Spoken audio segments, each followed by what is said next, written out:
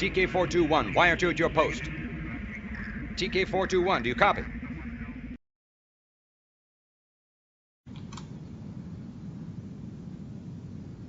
Hello, this is Pilot TK421, leaving my post to bring you a post. Alright everybody, I've got some heavily medicated gameplay coming up for you from my Steam account here. And, well, before I start, I just wanted to say huge props out to both teams in this match. It was a really good team deathmatch. It was hard fought by both teams, and I really had a lot of fun playing in this match. There was a lot of good players from both sides, and they all did a really awesome job, and yeah, I just wanted to say thanks to everybody who was in the match. I tried to leave the battle list up a little bit longer than I normally do, just because I thought I would, you know, say thanks to everybody. So yeah, thank you. I had a really good match. It was a really good game, and I hope to see you again in another battle. And that being said, I've got some hangar changes to go through here, so yeah, I'll bring you that right away here, so stick around. Alright, and I'm back. Sorry I had to take care of some stuff, but yeah, I wanted to film this in 2 parts anyway. I was going to take you on a tour of the hangar here for the changes that I made in my hangar for this next match here.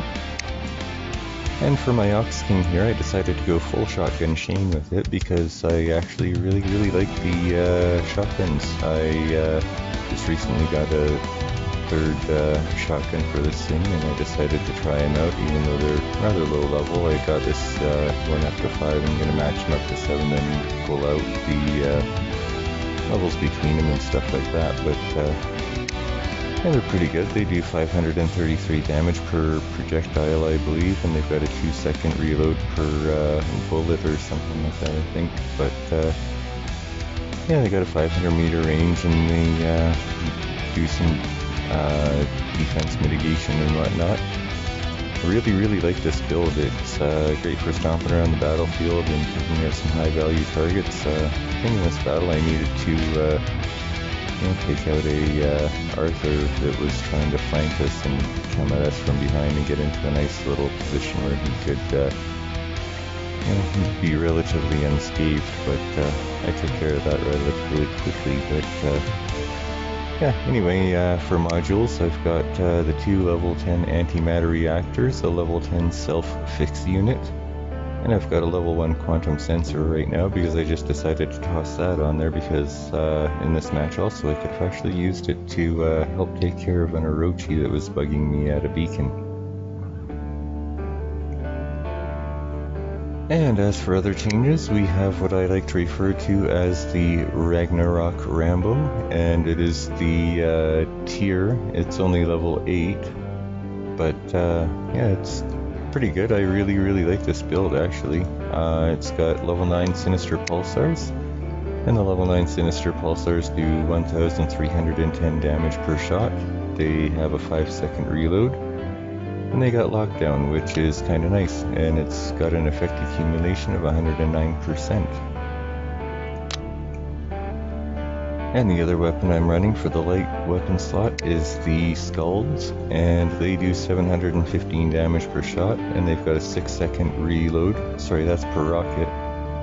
And they have the blast charge effect, which, well, basically it just applies a effect accumulation of 64% on the blast charge, and when it reaches full, there's a short delay, and then there's an explosion, and people in the radius get bonus damage or whatever you want to call it.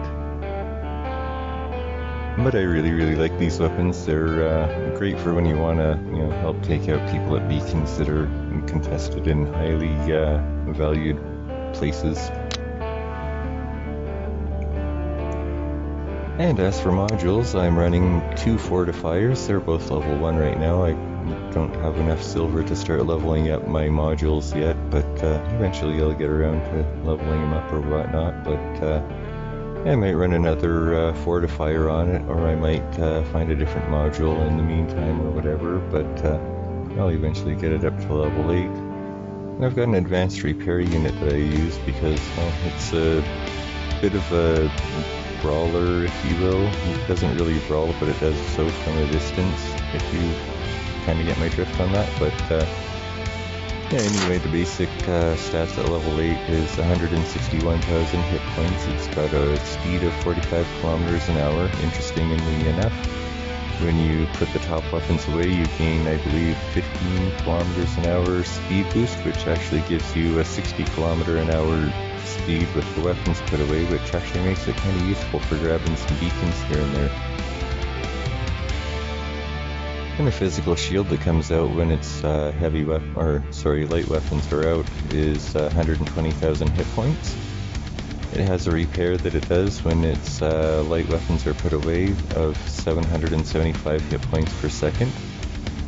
And when you put the weapons away, it also heals for a pulse of 16,000 hit points, which comes in handy for helping keeping people alive at a beacon or whatnot. Or even just before you're about to assault a beacon. And as for pilot skills, I'm running the legendary pilot Sigrun Velka, and her main ability is that she repairs a larger amount of durability with its ability, and the durability of the physical shield is also increased, and I believe it's by 20%, yes. That means that it'll heal an extra 20% of damage, and the physical shield also has an extra 20% hit points. I've also got Tough Guy Tier, I've got Armor Expert, Roadhog, and True Ace. And the other build that I would like to run here is the what I like to call the Seriously Sweet Candy Coated Sundae, and that's because I'm running the Candy Vipers on it with snares, and it's the Pappamobile Hawk.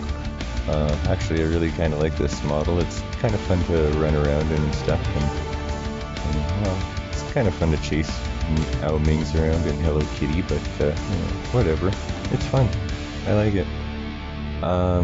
Anyway, for basic skills, the level 9 Hawk has 132,957 hit points, has a speed of 45 kilometers an hour, and it's got 85% defense mitigation. I'm guessing on the built-in weapon only does about half of that or something like that against regular robots, I think, but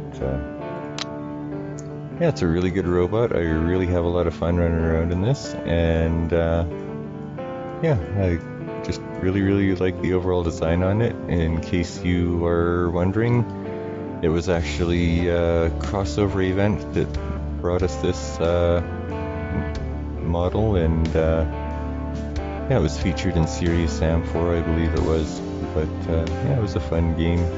Well, I haven't played it, but it looked really fun anyway. But yeah, as for weapons, I've got yeah, the Candy Vipers, and at level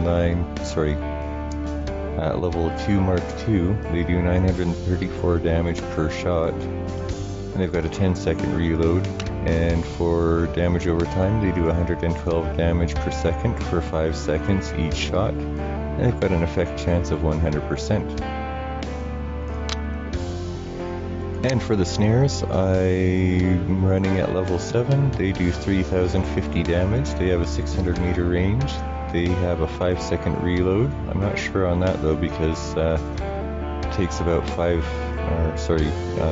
10 seconds or so, maybe 12 seconds for them to go from like basically right empty to fully charged and ready to go.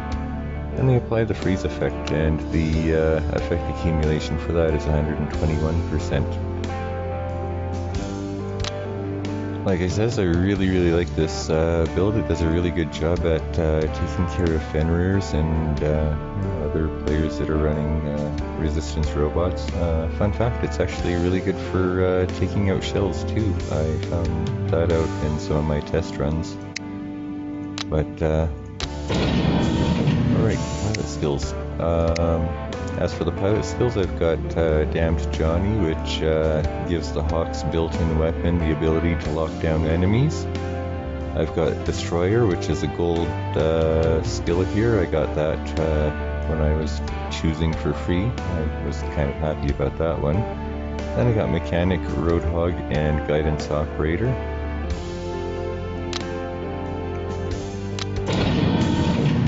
And I just thought I would mention one other thing about this match. I didn't get a chance to use the tier here, sorry. I will be including some footage at the end of the match of the tier in this build because it works really, really well, and I really, really like it. And I think I'll probably end up adding it into this hangar here for beacon matches and whatnot that I use it for.